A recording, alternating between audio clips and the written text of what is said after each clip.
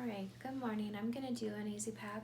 So the first thing I'm going to do is check the patient's chart to see if they're a post-op patient or an elderly patient or even a COPD patient that needs help coughing up any secretions from their lungs. So first thing I'm going to do is knock on the door, introduce myself, and then I'm going to check their ID band. And then I'm going to make sure my hands are clean and apply any PPE that I may need. And so the first thing, after I check the vital signs, I listen to their lungs to see kind of how they are sounding, if they have any crackles, anything like that. So when I'm ready, then I'll begin with the Ezpap. So I'll get ready. With the Ezpap, it comes with a disposable manometer, and then we have our device, the Ezpap, and this Ezpap connects to an oxygen source. So you need to be able to be close to an oxygen source. So today I'm going to do it next to, connected to a Thorpe tube, quick connect Thorpe tube there. And so I'm going to prepare this. And I'll get my manometer ready. So I'll instruct the patient. So with this treatment, this is to help you cough up any secretions. This will help you give you a nice good flow, and it's where we can see how much you are able to inhale and exhale. So when you inhale, we'll be able to see how far you're able to reach on the meter, and if it's where we need to be, and if not, then we will continue to work with it and get you to where you need to be. So we would hook it up to here, make sure it's not kinked, hook it up to the quick connect.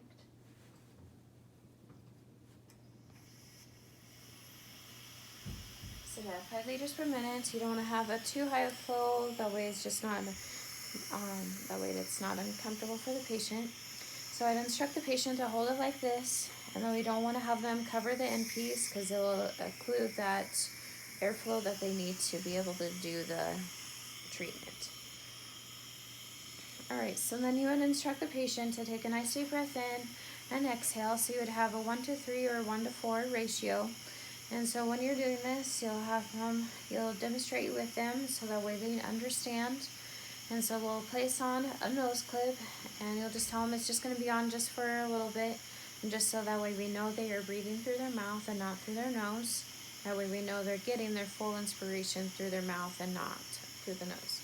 So when we're ready, I'll have them instruct them, take a nice deep breath in, and then exhale.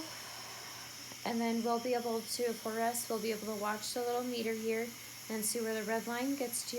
And if they don't reach the rate that we want them at, then we will continue to work with them and practice with them to make sure they're getting that rate. We'll do it a few times. We don't want to do it too often as it can cause them to pass out. And so after every treatment with this especially, you want them to take a nice deep cough up anything that they may have in their lungs. And if they weren't able to cough up anything, and then we will just have to see if the treatment's just not working, or check anything, make sure they are using it properly. And so when they have coughed up anything, if we need a sputum sample, we will have a thing for it.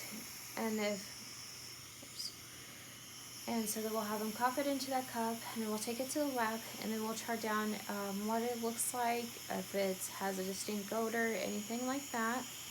And so when we are done, we will shut off this back to 0, and then we will remove it from the oxygen source.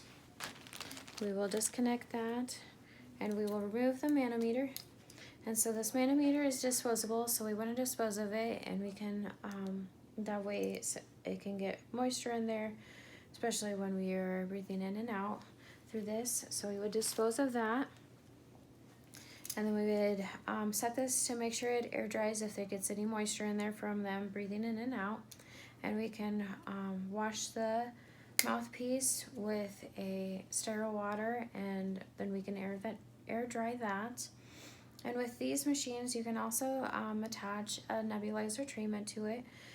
It would have the T-piece at the end, and then it would have a little cup to put the medication in for their treatment. And so when we were done, we would always place that in a safe place because they can reuse that and continue to work with that to be able to cough up any secretions. So when we were done, we always check their vital signs, and we would listen to their lungs to see if the treatment is helping them, and if not, we would have to notify the physician that is with that patient and let them know that it isn't working properly, and then come up with any suggestions if it does not work. So when we were done, I'd go out and chart everything. I would set them up to where they were, because with the Ezpap, you would have them sitting up to way that they can get a good inspiration and exhale. And so I'd reposition them, place their room back to where it was before, and then go chart everything on the patient's chart.